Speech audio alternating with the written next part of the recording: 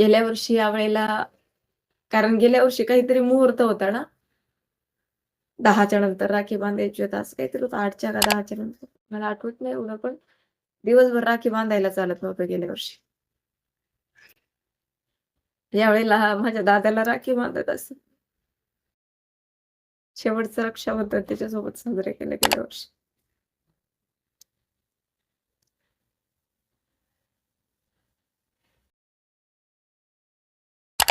खूप खूप आनंद असायचा.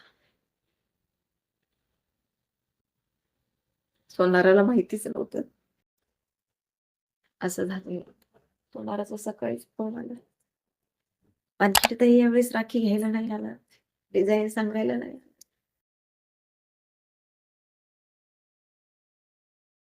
म्हटलं बंद आता या वर्षीपासून राखी घ्यायचं. कुणाच्याच आयुष्यात देवाने हा दिवस आणू नये का?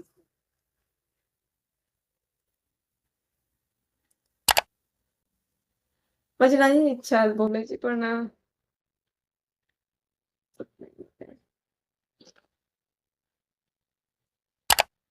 प्राचूला पाठवलंय चाकणला. मी तर हिंमतच नाही माझी आईच्या पुढं जायची माझी हिंमतच नाही. त्यामुळे मी नाही गेले. तिला पाठवलं आणि मला करमतच नव्हतं म्हणून म्हटलं चला थोडा वेळ पाठवूया. त्याच्या काही आठवणी गोड तुमच्यासोबत शेअर करूया. की खरं सांगते तुम्हाला की असं आहे ना एक की जन्माला कसा यावा? पुत्र व्हावा ऐसा गुंडा त्याचा तिन्ही लोकी झंडा. खरंच तसाच माझा दादा होता. खूप गुणी, खूप खूप कर्तबगार.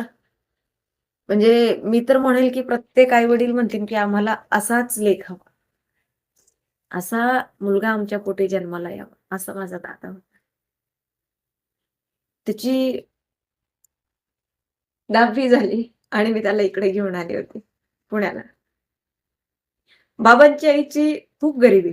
भयंकर परिस्थिती त्यांची वाईट. कारण आम्ही 5 बहिणी. दरवर्षी बाबांनी सावकाराकडनं कर्ज काढायचं. मुलीचं लग्न करायचं. कोरडवाहू शेती होती 3-4 एकर. पाऊस पडला तर पिकायचं. नाही पडला तर बाप माझा 12ही महिने 13 काळ कर्जबाजारीच असायचा. अशा परिस्थितीत आम्ही प्रत्येकच बहिणीने काय 7वी पर्यंतच आम्हाला शिकवलेलं. आमच्या 5ही बहिणींचं जास्त शिक्षण झालेलं नाही. जेमतेम तिथपर्यंतच. कारण परिस्थितीच नव्हती बाबांची. त्याला तो मुलगा म्हणून ठरवलं होतं की त्याला शिकवायचं. मग त्याची 10वी झाली गावाकडं. 10वीला पहिला नंबर आला त्याचा गावामध्ये. आणि मग त्याला मी पुण्याला आणलं. इथे 11वीला ऍडमिशन घेतलं मी त्याचं. मी टेलरिंगचं काम करायची. आणि कॉलेज म्हणजे त्याचं सकाळी कॉलेज असायचं 1 वाजेपर्यंत आणि 1 नंतर मी त्याला पार्ट टाइम जॉब लावला होता. तो कामाला जायचा तिथं. मग त्याच्या कॉलेजचे पैसे असतील, फीचे सगळं तो त्याचं बघायचा.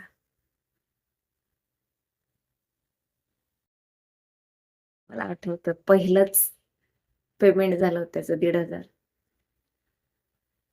कॉलेजला जाऊन यायचा आणि दुपारनंतर ते काहीतरी जॉब होती ते करायचा. तो ती बर काढायला जायचा. त्या जॉबची. अशी त्यांनी महिन्याला 1,500 रुपये त्याला बघायचे. मग त्यातनं त्या 1,500तनं त्याचाही खर्च भागवायचा. घरी मायबाबालाही पैसे द्यायचा. तर खूप खूप गुणी तो मुलगा. त्याच्या हिमतीवर त्याने ग्रॅज्युएशन कंप्लीट केलं. त्याच्यानंतर काही दिवस कंपनीमध्ये जॉब केला. आमच्या सगळ्या बहिणींची लग्न झाली होती. ज्या वेळेला त्याला मी माझ्याकडे आणलं होतं त्यावेळेला एक राहिली होती सगळ्यात लहान. आणि मग तिचं लग्न त्याने केलं. तिच्या लग्नाचा सर्व खर्च त्याने केला. म्हणजे बाबांना असं झालं होतं ना, की दरवेळेला बाबांना नाही का कर्ज काढावं लागायचं कुणाकडनं तरी. ते कर्ज डोक्यावर असायचं आणि छोट्या बहिणीच्या लग्नाच्या वेळेस बाबांना कुणाकडनंच पैसे घ्यायची गरज पडली नाही. म्हणजे ते टेन्शनच नाही. एक जबाबदारीच त्याने घेऊन टाकली होती सर्व आणि तिचा लग्नाचा सर्व खर्च म्हणजे त्याने आणि मी असं आम्ही दोघांनी मिळून केला होता. आम्ही ठरवलं होतं की तिचं लग्न आपण करायचं. आता बाबाला त्रास नाही द्यायचा तिच्या लग्नाचा. तिचं लग्न केलं त्यांनी. त्याच्यानंतर मग त्याने कंपनीचा जॉब सोडला. प्रधानमंत्री दीनदयाल ग्राम विकास योजनेचे प्रोजेक्ट राबवायला लागला. त्याच्यानंतर त्याच्यामध्ये चांगले त्याला पैसे मिळायला लागले. त्याने 1 गुंठा जागा घेतली त्याची पुण्यामध्ये. कारण बाबांच्या नावावर सातबारा नव्हता. आम्हाला जी शेती आहे गावी ती सरकारी प्लॉट मिळालेला आहे आम्हाला, शेती ती सरकारी मिळालेली आहे. कारण बाबांनी स्वतः घेतलेली शेती माझ्या दोन्ही चुलत्यांना देऊन टाकली होती. आमच्या घरी शेती नव्हती. आजोबा पंजोबांची शेती नव्हती. माझ्या वडिलांनी स्वतः कष्ट करून 3 एकर शेती घेतली होती. आणि ती 3 एकर शेती दोन्ही चुलत्यांना दिली होती. स्वतःला काहीच ठेवलं नव्हतं. जी सरकारी जमीन भेटली होती ती बाबांनी ठेवली होती. ज्याचा सातबारा बाबांच्या नावावर नव्हता. आमचं जे घर होतं बांधलेलं त्याचाही सातबारा नव्हता, कारण ते पण अतिक्रमणमध्ये बांधलेलं आहे. त्याच्यामुळे त्याचा पण सातबारा बाबांच्या नावावर नव्हता. तर त्याची जिद्द होती की बापाच्या नावावर मागं लाव, बापाची जी प्रॉपर्टी त्याच्यावर नाव लावणं म्हणजे खूप कठीण नाहीये. परंतु मजा त्यावेळेला येईल की ज्या वेळेला मुलाने कमावलेलं असेल आणि त्या सातबाऱ्यावर बापाचं नाव असेल. सो अशी त्याची एक काहीतरी वेगळी थीम असायची, वेगळं एक त्याच्या डोक्यामध्ये असायचं. आणि त्याने खूप कमी वयामध्ये म्हणजे वयाच्या 23व्या-24व्या वर्षी त्याने पुण्यामध्ये 1 गुंठा जागा घेतली.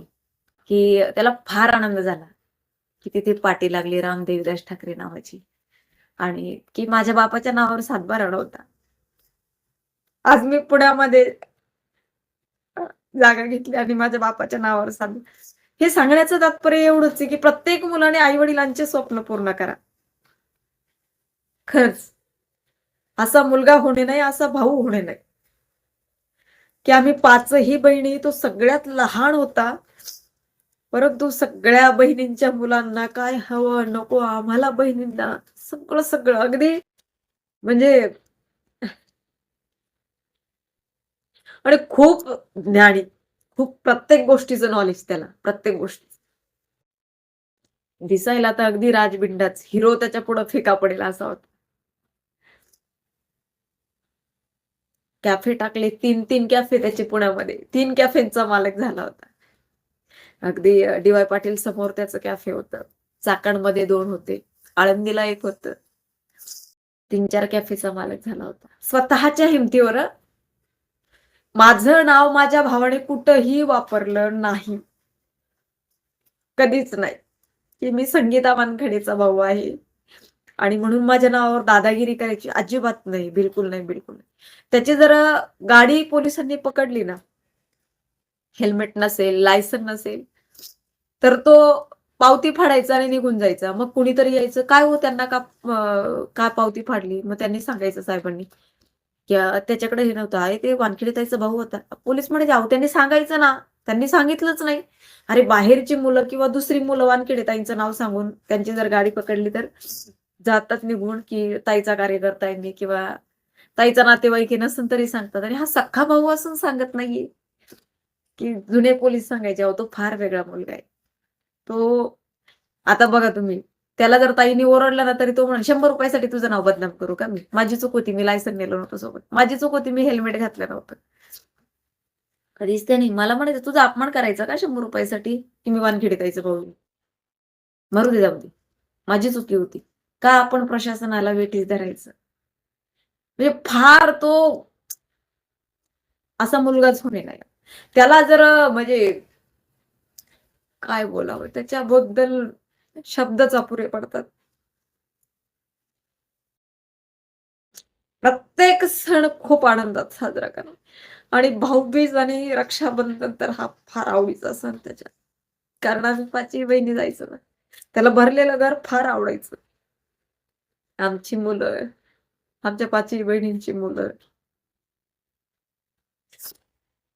अगदी ज्या दिवशी आम्ही रक्षाबंधनला, भाऊबीजेला जाणार ना, त्याला फार गावाकडचं आपण कसं लहानाचं मोठं झालो, कसं आपलं घर होतं, आपल्याला खायला भेटत होतं. ह्या आठवणी ताज्या करायला त्याला फार आवडायचं.